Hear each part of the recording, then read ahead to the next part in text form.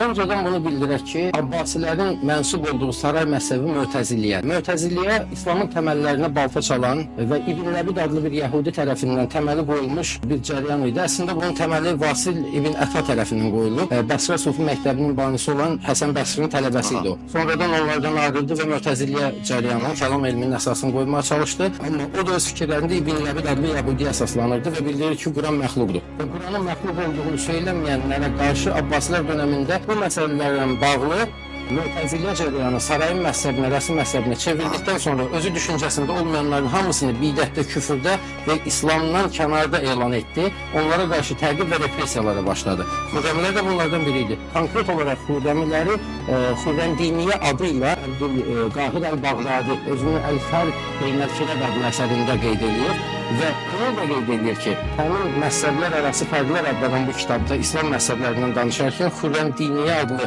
və yaxud da Xürrəmiyyə adlı təriqəti özünü İslama nisbət verən, amma İslamda olmayan cəryanlardan biri kimi qələmə verir. Yəni, özü deyir, öz dili ilə Bağdadi bildirir ki, Xürrəmlər özlərini İslama nisbət verirlər. Amma biz onları saymırıq İslamı. Qızılbaşların cəm ayinləri olub 16-cı əsr. Ələvilərdə indi də ayini cəmlər keçirir.